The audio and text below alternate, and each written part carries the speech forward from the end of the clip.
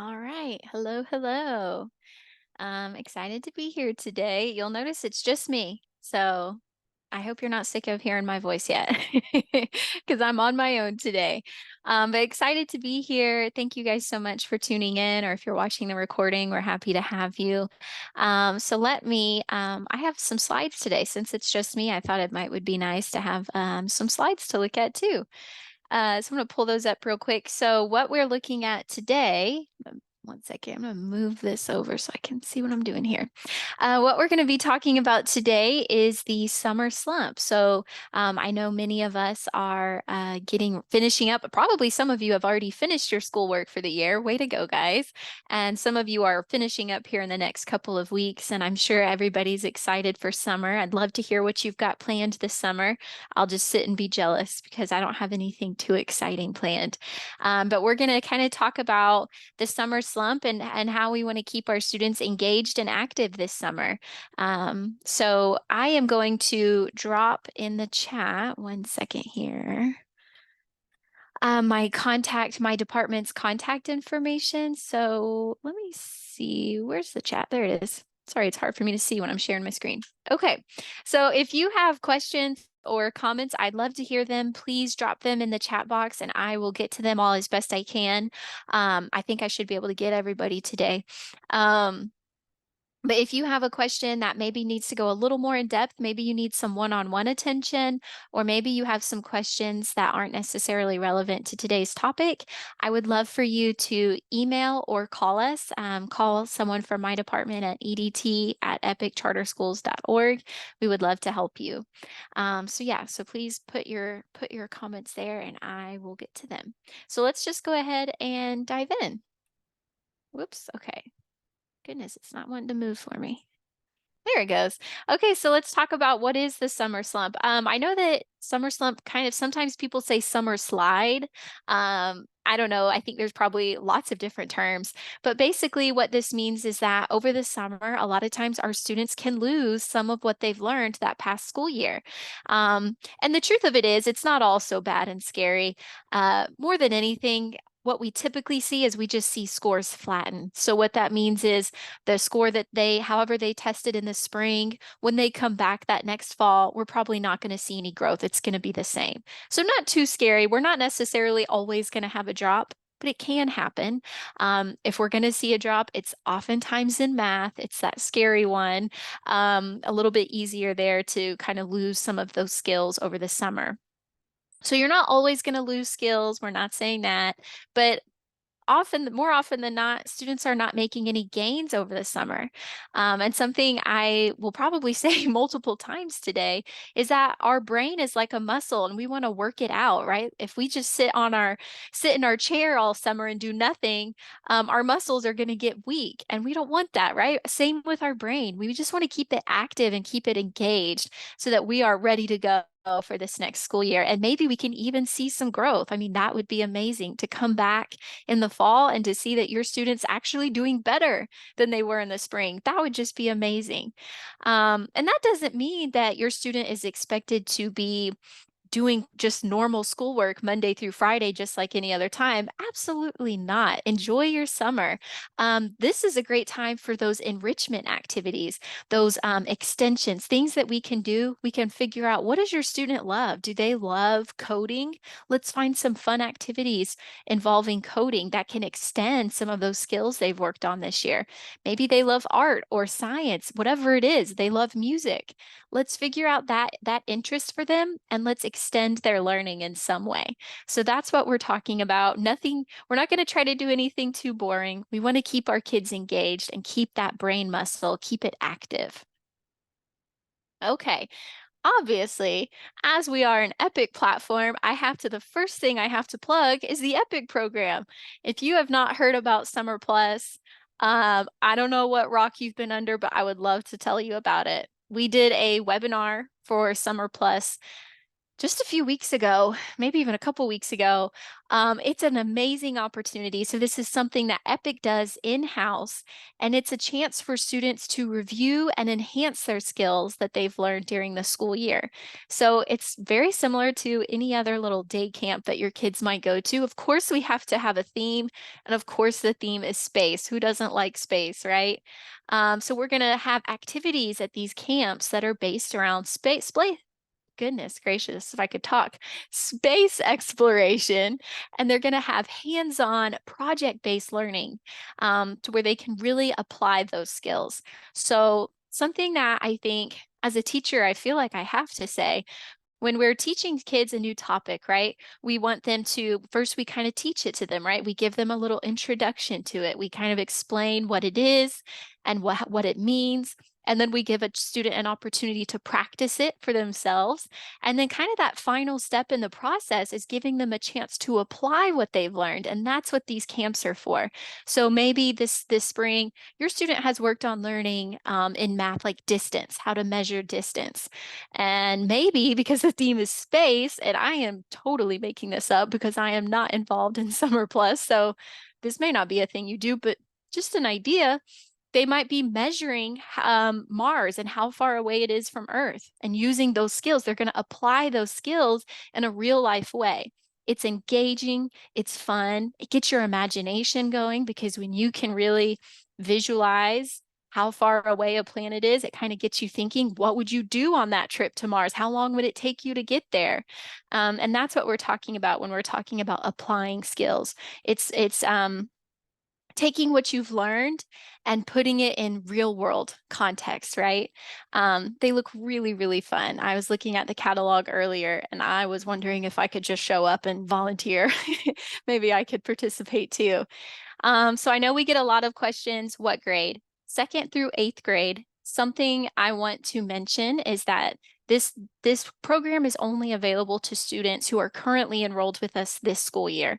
So if you're a new to Epic family and you're starting this next fall, I'm sorry, but you won't be able to join, but you absolutely could next year. Oh, we also have in-person options and online options, which I think is great. So our in-person options, I think, primarily are happening at microsites. And so you can take a look and see where they're at. They're kind of all over because, Epic does a great job about trying to include everyone, not just people in one area. And there's also an option in Summer Plus for our English language learners. So, and that was something they talked about in the webinar. So which actually, I meant to do this before I started and I totally forgot. Let me share the link to this slideshow because that way you guys have access to all the links that are in here because I know people always ask. But if you did not get to see the webinar for Summer Plus, they go into way more detail than I just did. I would highly recommend you watch it. I've linked that webinar here. So amazing program. If you haven't looked into it yet, I would definitely recommend it. I just sent it to a couple of my friends this morning saying, you better sign your kids up. Oops, click back in here. Okay. So next, let's talk about some activities that are available in your town or just in your kind of community. I'm going to mention the library a lot today. And so if you can't tell, I'm a big proponent of using your local library, primarily because most of the things at your library are free. They're educational. They're put together. Those activities that are at the library are put together with education in mind. And it's accessible, right? Almost you pretty much have a library in every town, and if not, maybe in one town over, almost everybody has a local library pretty accessible to them. So I have to share it as an option. If you haven't ever tried joining your local library's summer reading program, it's a great year to start. Something that is important to note is that with our reading skills, just as little as 20 minutes a day can prevent any backslide in our reading. So if they can spend 20 minutes a day reading a book, that can prevent them from losing any of their skills. So join that summer reading programs. Typically the way it works is kids will set a goal, how many books they want to read over the summer. Some kids might stay small at 20. I've seen kids go all the way up to like 120. Just depends on where your kid is at. But they'll set up that goal and they'll keep a log and they'll turn it in. And when they complete it, there's, at least at my local library, there was a little prize that you got. And there was a little party, I believe, at the end of summer, if I remember right. So definitely check that out. Um, Another fun thing at the library, and this is available all year, not just in the summer, are some of the fun activities that they have. I was just looking earlier today at the Oklahoma City Metropolitan Library, because that's one that's close to me. They had so many cool things on their calendar for this summer. I was looking earlier, I saw one called Kitchen Scrap Gardening. That sounds exciting. Build your own rocket, which would be fun for our Summer Plus kiddos.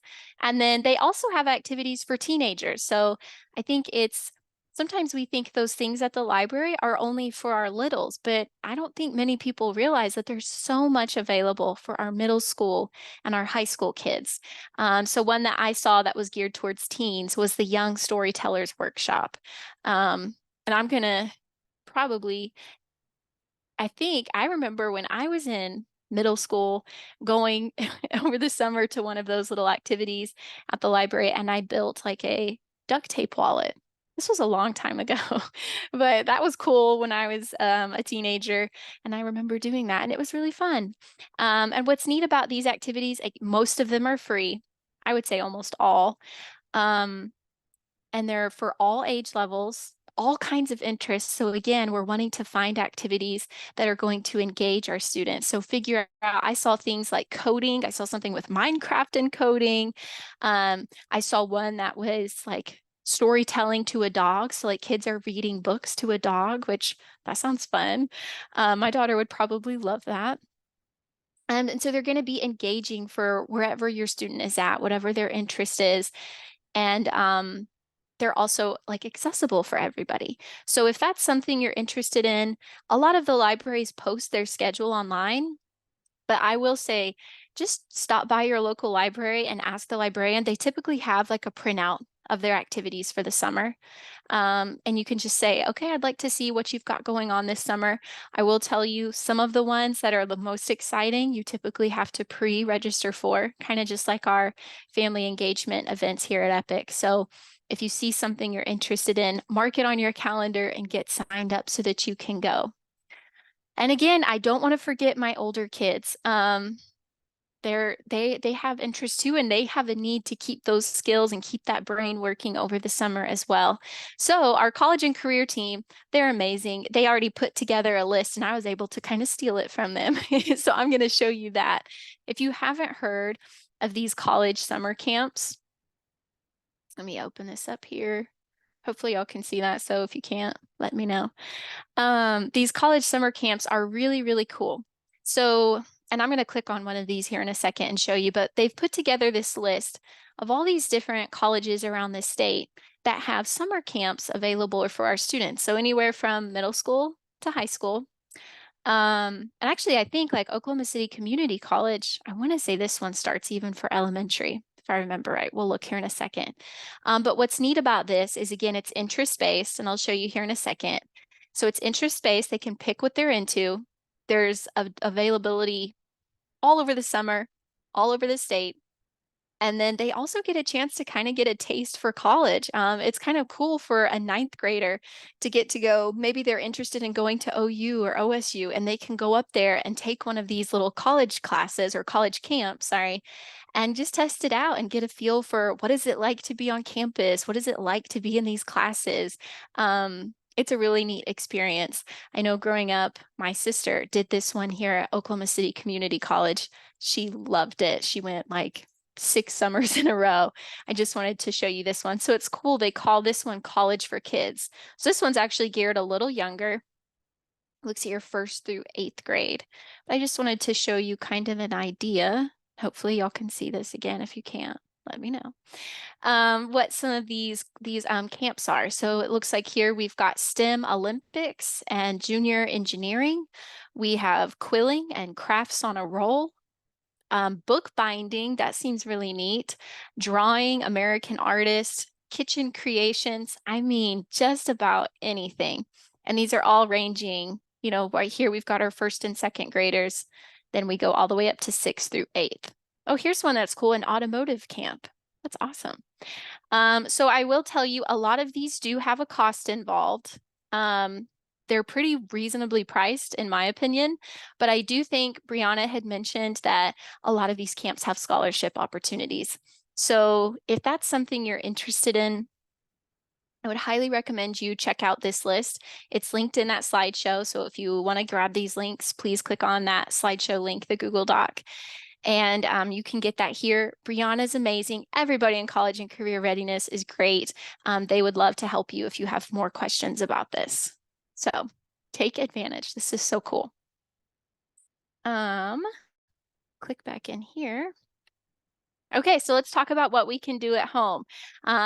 It's not always possible to be out and about every day of the week, right? A lot of us have to kind of stick around the house, and that's okay. So let's talk about how we can keep our brain engaged even while we're at home. The number one thing, again, we talked about this earlier for reading, is just to get that reading in 20 minutes per day. I don't know about you guys, but I know my daughter, she's 7, so she can read, but she just does not want to sit still long enough to sit there for 20 minutes and read. And so sometimes I just want her to get something in, get that brain working on that comprehension.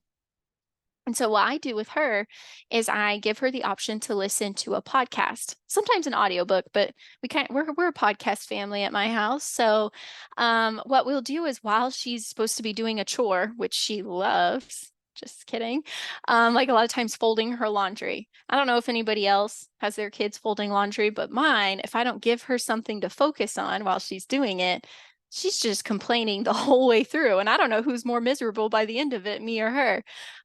So I like to give her something to focus her brain on. And instead of just the TV, we oftentimes will turn on a podcast, and it gives her brain, she forgets how much she hates folding laundry, and it gives her something to get that brain working. And so it's not exactly the same as reading a book, but it's just a little different, and it feels more fun for her. So a couple podcasts that we love at our house, and there's before a couple years ago when I looked this up, I had no idea there were so many podcasts available for kids, but they're everywhere. So look it up. But a couple that we listen to, we love this one called Forever Ago. They basically just take all kinds of random things and topics, and they kind of talk about the history of it or how it came to be. Obviously, one that I was severely interested in was the history of ice cream. Duh, no questions asked. Let me learn more about that. And another one is this WeWow. I think WeWow has like multiple different podcasts, but it's kind of just this group of all these podcasts, but they're all geared for kids and they're all focused around STEAM themes. So it's really neat. They go into a lot of science type themes. And again, it just kind of gets her brain focused on like that comprehension and just kind of keeps her from just staring at the TV watching Bluey. So, which Bluey's great. I'm not talking any trash on Bluey, but sometimes it's good to do something educational too. So let's talk about some ways to practice our math at home. One that I know a lot of EPIC teachers like is called extra math, and their kind of basis is just that they only need 10 minutes a day to help kids develop fact fluency for their math. So I believe this is available. You can get a free account at your home, and that should be able to get you what you need. So that one's neat.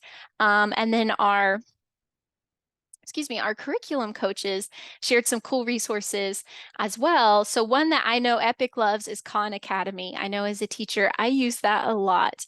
And so I saw this cool resource they shared that was called a summer bridge, and I wanted to show you. So when we're talking about summer bridging, we're talking about getting a kid ready to go from one grade to the next. So talking about right here, let's say we have a student going into 4th grade next year. So Khan Academy is math practice. And what it does is it says, okay, here are the skills. These are them right here that a student who's getting ready for the 4th grade needs to learn. So they're getting ready for division, for fractions, all of these things. And so this is kind of a cool plan that kids could work on throughout the summer. And then by the time they finish these skills, they're ready for the 4th grade. So I'll just, in case you're not familiar with Khan Academy, I wanted to kind of show you how it works. So you have all these different units, so 7 units across the whole summer.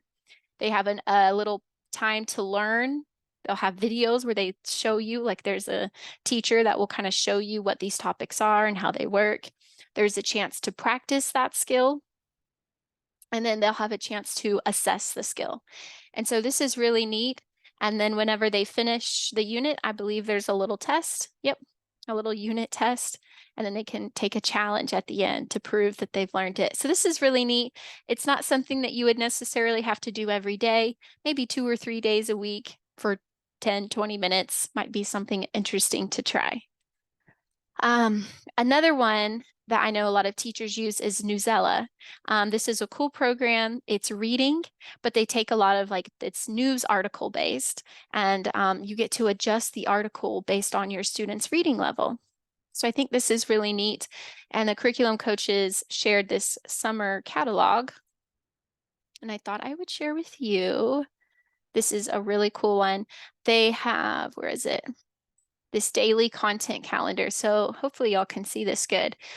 But so they'll release a calendar for, I think they do this for every month of the year. And each day is a different article that you can read. And they've got all kinds of different themes. There's all kinds of stuff in there. And again, you can adjust those articles to be your student's reading level. You don't have to do it every day, but just something kind of neat because it gets kids used to reading different things. That's important too, is getting kids used to reading different genres, not just, we might all love to read. Gosh, the book that comes to mind right now for me is Dogman books, but it's good to get exposure to different types of reading. So this is a really neat one. And then I believe there was a summer reading challenge on here as well. So yeah, there's a writing challenge.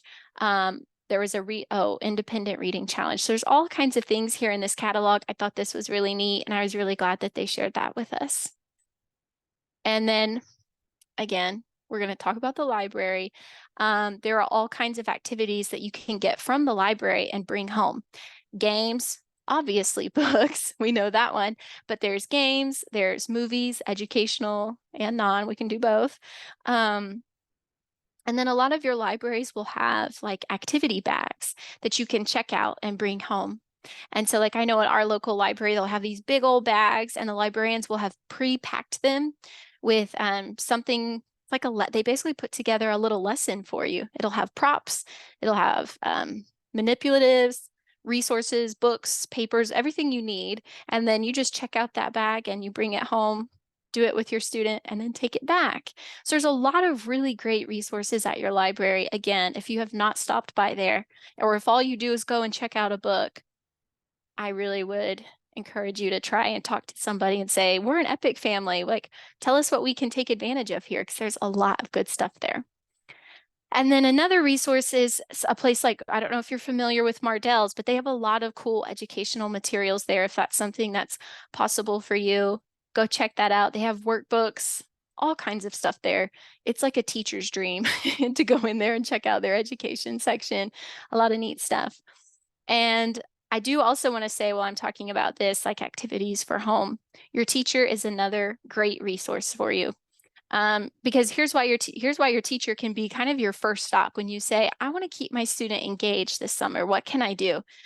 Ask your teacher, because number one, they know your student. They know where your student's at and probably what your student could use over the summer. So they can kind of steer you of oh, you know what? I think little Johnny's going to need to work on long division or whatever the case is. They can kind of guide you in what needs to be worked on.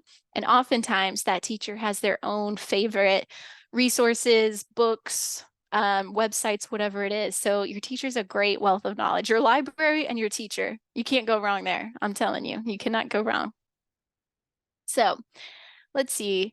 And then another question that we get is my last one. A lot of times parents want to know, am I going to lose all my programs over the summer, like my curriculum or some of my favorite resources? Unfortunately, a lot of them do shut down over the summer. We lose access. And it's very sad. I totally get that. But there are some things that are available year round. So I just thought I would share those with you. One is called Sora, so Sora. All of our EPIC students have access to Sora, and it's basically just an online library of books. So you can't get to your local library, check this out. Or maybe you just don't have time to get there. You know, your kid wants a book right now. Check out Sora. They have, I think, audiobooks. Yes, audiobooks, fiction, nonfiction. They've got it all. You can borrow a book, read it, return it. It's really neat. And then last week, we talked about dyslexia and dysgraphia, and Sarah shared with us this resource called Fly with Phonics. So if you didn't have a chance to look at that, this is great for our struggling readers or our students who are learning to read. These are some great lessons that they have available to them year round. So I believe they're all housed right here. There's a lot there. So it's a great place to start. And I know that our RTI team is wonderful and amazing. And if you have questions about what's the best way, where do I start with this if I want to use this summer, start with your teacher and they can probably get you plugged in with what you need to do to get started here. And what else? Oh, Prodigy. So that's our last one that I wanted to share. This is another program that our EPIC students have and is a great resource for your math practice is Prodigy. So you should already have access to those accounts, but if you do not, touch base with your teacher. They can help you get that set up. Let me see. I've lost my screen of how to get back to the, sorry, y'all. Could not find the button to turn off the screen share. So that is all I have today for Summer Slump. If you have any questions, you can drop them in the chat right now. I will answer them. But I'm so excited I got to share that with you today. I really enjoyed getting to kind of dig in on that. I hope that you and your students can find a way to keep your brain muscle active and engaged this summer. Keep that brain working so that it's strong and ready for the next school year. And I hope you guys have a great rest of your week. And thanks so much. We'll see you next time.